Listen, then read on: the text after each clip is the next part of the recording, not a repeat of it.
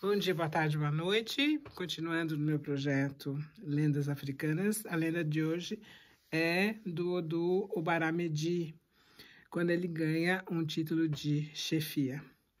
A mãe de Obará tinha já falecido, e aí Obará tinha que aprender a tomar conta de si mesmo.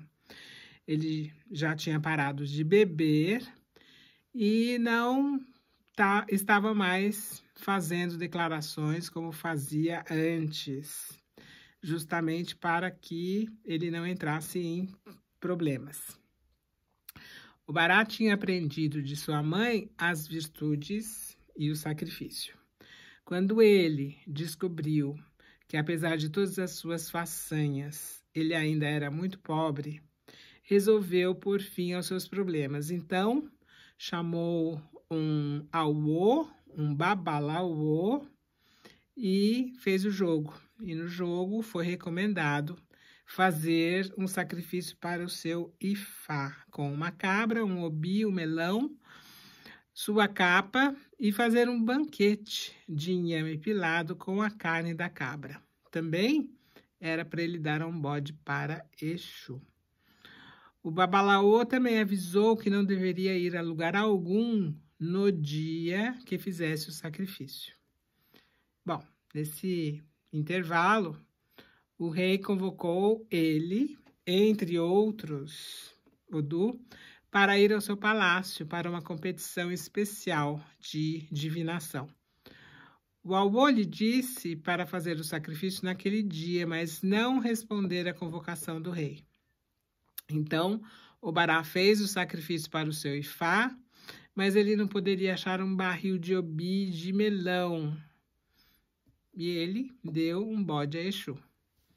Quando os outros Babalaô vieram para chamá-lo para ir para o palácio do rei, ele recusou-se a acompanhá-los porque estava fazendo um sacrifício especial para o seu Ifá. E aí, quando os Babalaô, os Odu, chegaram ao palácio do rei, pediu a cada um deles, o rei pediu a cada um deles para revelar o conteúdo de uma sala a qual ele tinha trancado no palácio. Um após o outro, Odu tentou, mas eles não puderam revelar o conteúdo da sala. Então veio um Babalaô chamado Ogega, que revelou que a sala tinha 201 pessoas e que essa era a resposta certa. O rei então entrou e deu de presente uma cesta de obi e um melão para cada um dos Awo. Ele também enviou a parte de Obaramedi, apesar da sua ausência. Então, os Odu esperaram um longo tempo no palácio, sem terem nenhuma comida e bebida. Estavam muito famintos. Em seu caminho para casa, decidiram chamar por Obaramedi, que nesse meio tempo tinha colocado um enorme banquete na mesa, com inhame pilado e a carne da cabra. Como se a refeição fosse a resposta de suas preces, todos sentaram, comeram, beberam, até dizer chega. Quando Obaramedi perguntou o que o rei lhes deu, todos lhe responderam que receberam um obi e um melão. E também lhes deu a sua própria parte, com que ele ficou muito feliz, porque eram os dois materiais que faltavam para completar o sacrifício para o seu Ifá. Aí, quando os outros perguntaram por que ele estava tão feliz com tais presentes, sem valor, ele disse que eram os materiais usados para fazer o sacrifício para o seu próprio anjo guardião. E com aquilo, todos os Odu entregaram seus próprios presentes de obi e de melão para ele, tanto que poderia ter um bom estoque deles por muito tempo. Antes de deixá-lo, eles o informaram que o rei queria a todos para visitá-lo mais uma vez em 8 dias. Após a partida dos Odus, ele serviu sua cabeça e seu Ifá, com alguns dos melões e cestas de obi. Mas quando ele começou a cortar, abrindo com uma faca, ele descobriu que, longe de conterem obi e sementes de melão, cada um estava repleto com os mais variáveis tipos de tesouros, indo do dinheiro para as contas. De joias que ele juntou das cestas, foi capaz de costurar uma toga de contas, um par de sapatos e um chapéu para ele mesmo e um traje para o seu cavalo, que separou nesse meio tempo para o seu próprio uso. No 8º dia, quando tinham que voltar a ver o rei mais uma vez, ele quis ter a certeza de que seria a última pessoa a chegar no palácio do rei. Antes do encontro, Olofim havia decorado o trono semelhante ao seu para sentar o homem mais bem vestido na ocasião. E quando os Odu começaram a chegar, nenhum deles teve coragem de ocupar o trono especial ao lado do rei. Todos tomaram seus assentos nas laterais da sala.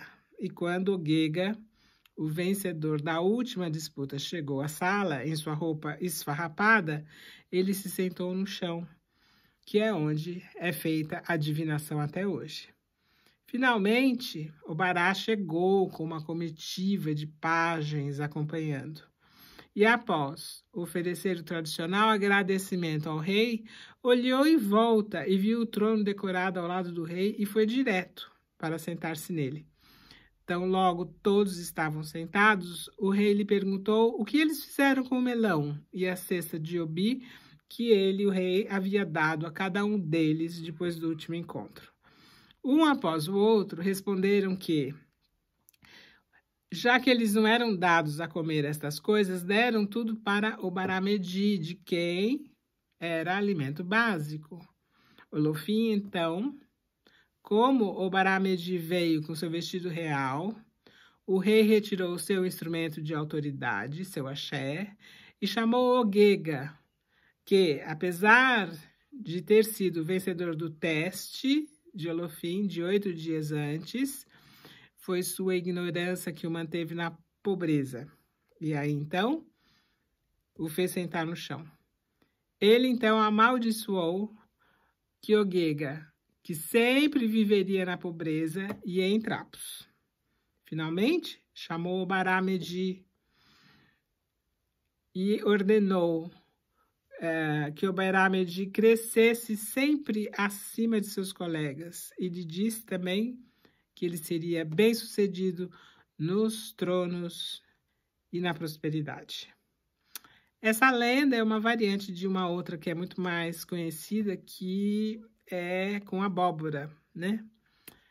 O fundo, a essência da lenda é a mesma. Espero que vocês tenham gostado.